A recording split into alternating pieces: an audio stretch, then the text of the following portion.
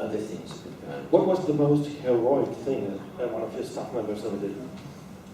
The most, boy, they've done many heroic things. Yeah, subjective. Wow. Goddamn, I don't know where to start. We have one in mind? I don't know. The most heroic things that I remember are almost all Paw Patrol stories, but that's basically because that's where I spend a little time. So I'll probably not do everyone justice. But if you've seen puppeteers fix a puppet in between scene changes. Because the eyes of the main character fell out. So you had those big black cavities staring at you, and all the eye mechanism that has all like the blinking and the stuff in it just fell out backwards because the hot glue apparently failed, and that happened like 30 seconds before curtain, and you see just people suddenly running from behind the stage to the workshop, running back with like a hot glue gun, and then obviously fixing it. And the guy showed me the burns on his fingers afterwards because he had to hold it until it sets. And that's what people do to have everyone have a good time. Yeah, or 15, for example. Tani Dariel, one of our main voice and puppet actors, she on the day of the big show, Saturday morning, she woke up and she found out she cannot keep any food in, and then she found out she can't even drink water. So that's got to come out as well. So within 1 or 2 hours, she was totally floored because she was completely dehydrated and she couldn't take in any food and any minerals, and so she obviously had like an inflammation of the stomach. Nobody knew where that was coming from, and that afternoon we were quite in panic because unlike professional productions, we don't have like a substitute for everyone. And she was the only female actor playing like a female role, and they are very hard to replace. And of course she was devastated because she had been rehearsing for this for more than 6 months, and she was really looking forward to playing her favorite character again. So she was lying in bed crying, and it was a shame because she was so sad and feeling so bad. And so I talked to one of our medics, and he said, "Okay, well, there's a big hospital in Seoul, and they have departments for everything. So let's go there."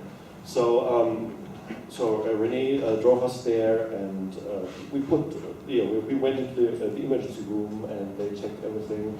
They said, "Well, yeah, you've got a stomach inflammation. That's tough luck. You should lie down and not get up for another week." And we were, "Don't really have another week. Isn't there anything you can do?" And they said, "No, it would be totally irresponsible." And Renee, our head paramedic, he went, "Can I talk to you?" He went to the doctor and said, "Can I talk to you under 4 eyes for like 5 minutes?" And they left the room. And 5 minutes, the doctor came later. "Okay, sign this."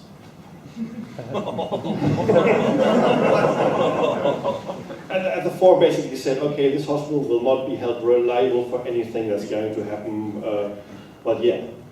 So they put Tanya on a drip to get her rehydrated. They had some secret medication that I have no idea what it is. And they said, okay. The medic came to me and said, "Okay, all right. I'm not going to tell you what I told that doctor, but it might cost my job, but I just can't, I don't have the heart to have you suffer here." So, I told him what I had to tell him. And here's medication. You're probably going to feel a lot better in like a couple of hours. Drink a lot.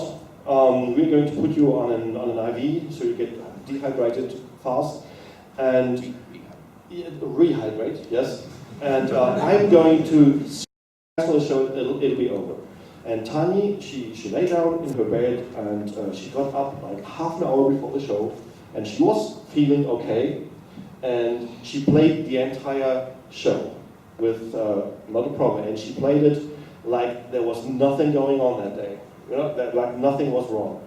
And afterwards, we all gave her a big, big hug, and then we gave our paramedic a big, big hug, and then we put her to bed.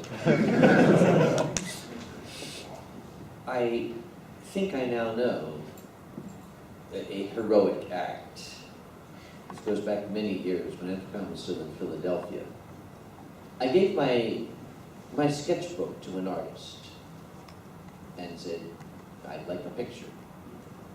And I didn't see the artist the rest of the day. And the next day, I looked around for the artist and I finally found him. And I said, I couldn't find you yesterday. Do you have my sketchbook? He said, well, I couldn't find you, so I gave it to your mom. And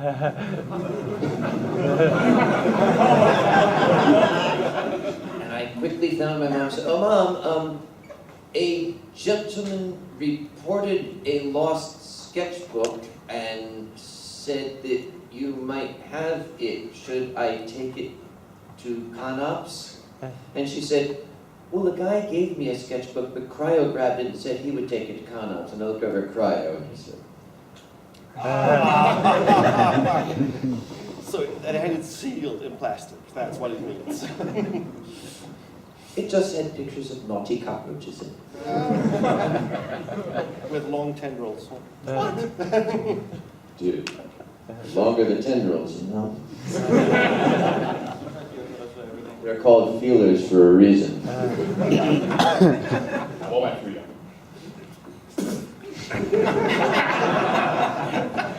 took you longer than expected.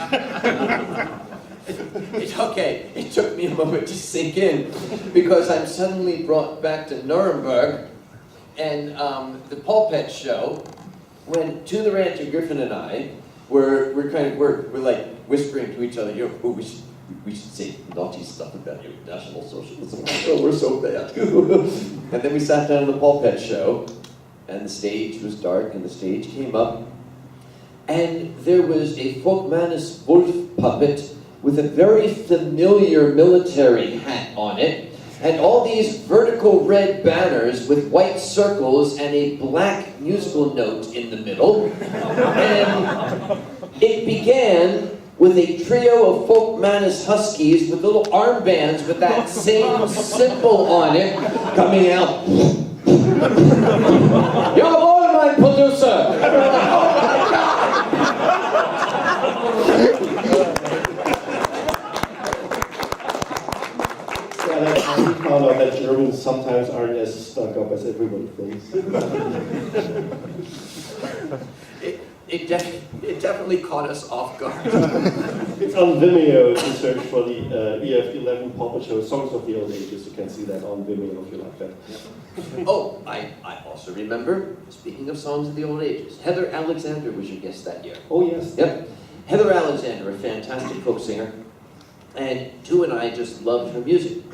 And the next year, I was thinking, oh boy, I wonder if Cheetah will invite Heather back.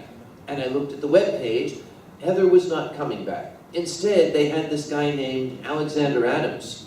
And they're going on about, he does the same kind of music Heather does, and is going on, and at the bottom it said, welcome back. And I said, oh. I called up Tu, and I said, have you looked at the Eurofirm's webpage? He said, no. And oh, Heather's not coming back. Oh. There's a funny story about that, because the year before, we had Heather come in and do a concert at EF12. And she and Jarek, they were kind of good pals, because Jarek knew all the songs and he liked to make piano versions of them, and we had to perform together. And we were, on the last day we were saying bye, so the taxi was there, and both Heather and Corey, her now wife, they were loading their stuff in, and they were getting in the car and waving, and then suddenly Heather signaled for the driver to stop. And she got out, and she walked up to Jarek. By the way, I'm a boy. And then she got into the car and drove off, and you had a confused Jarek standing there like... That was priceless. I have to say, in Heather's case, there sometimes that really has to happen. I mean, I've known Heather for years. She was 90% of the way there to begin with. Yeah, so it was one of those transitions that really, really worked well.